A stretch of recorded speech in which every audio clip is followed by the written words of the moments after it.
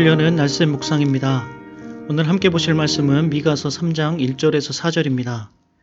내가 또 이르노니 야곱의 우두머리들과 이스라엘 족속의 통치자들아 들으라. 정의를 아는 것이 너희의 본분이 아니냐. 너희가 선을 미워하고 악을 기뻐하여 내 백성의 가죽을 벗기고 그 뼈에서 살을 뜯어 그들의 살을 먹으며 그 가죽을 벗기며 그 뼈를 꺾어 다지기를 냄비와 솥 가운데에 담을 고기처럼 하는도다. 그때에 그들이 여호와께 부르짖을지라도 응답하지 아니하시고 그들의 행위가 악했던 만큼 그들 앞에 얼굴을 가리시리라. 아멘. 오늘 본문은 유다 법정과 관련된 말씀입니다. 법정에서 소송을 듣고 판결하는 재판관들이 대상이 되는 것입니다. 1절에 보시면 야곱의 우두머리들아 라고 하고 있는데 여기에 머리라는 단어는 이스라엘 사회에서 법정과 연관되어 사용되는 표현입니다. 그러니까 지금 미가 선지자는 법정에서 소송의 내용을 듣고 판결을 내리는 법관들을 상대로 1차적으로는 이 말씀을 선포하고 있는 것입니다.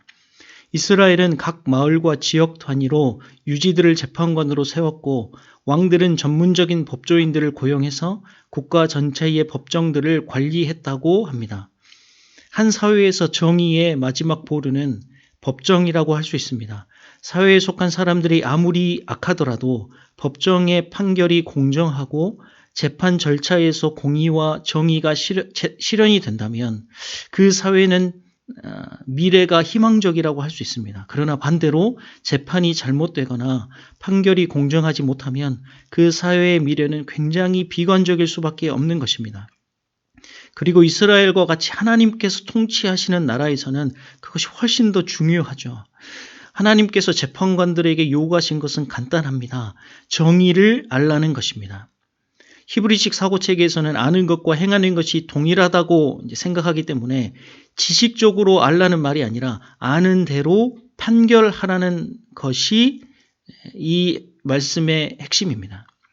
이렇게 생각하는 분이 있을 수도 있습니다. 이스라엘의 법관들이 법과 정의에 대해서 잘 알지 못하거나 아니면 아직 이스라엘이 지금처럼 고도로 문명화된 사회가 아니기 때문에 법과 정의 체계가 완전히 정립되지 않은 것은 아닌가 이렇게 생각할 수도 있습니다. 그러나 이스라엘 공동체는 그런 고민을 할 필요가 없습니다. 왜냐하면 하나님께서 시내산에서 모세를 통해 알려주셨기 때문에 그렇습니다. 하나님께서 주신 율법은 일상생활에서 일어날 수 있는 문제들을 모두 포함해서 의학과 종교적인 이슈까지 적용 범위가 굉장히 포괄적입니다. 그러니까 광범위한 것입니다. 그러니까 절대 법 체계가 완전히 구축되지 않았다거나 혹은 허점이 있어서 이런 일이 일어나는 것이 아니라 이 말씀에 대한 지식은 가지고 있지만 삶에 적용하지 않는 것이 문제인 것입니다. 그리고 하나님께서는 이 문제에 대해서 굉장히 어떤 면에서 자극적일 정도로 강력한 판단을 하십니다. 2절에 보시면 내 백성의 가죽을 벗기고 그 뼈에서 살을 뜯어 3절에 이어서 그들의 살을 먹으며 그 가죽을 벗기며 그 뼈를 꺾어 다지기를 냄비와 솥 가운데에 담을 고기처럼 하는도다. 인육을 먹는 것과 같은 잔인하고 충격적인 만행을 저지르고 있다는 것입니다. 이것은 이런 것과 같습니다. 주인이 목동들을 고용해서 양을 치게 했는데 이 목동들이 양을 치기는커녕 오히려 학대하고 잡아먹고 있는 것입니다. 만약에 그들에게 양을 맡긴 주인이 그 사실을 알게 된다면 어떻게 하겠습니까? 그래서 4절에 심판이 임하는 날 하나님께서 절대로 용서하지 않으실 것이라고 합니다. 여호와께 부르짖을지라도 절대 응답하시지 않겠다는 것입니다. 그 정도로 악한 행동이라는 것이죠.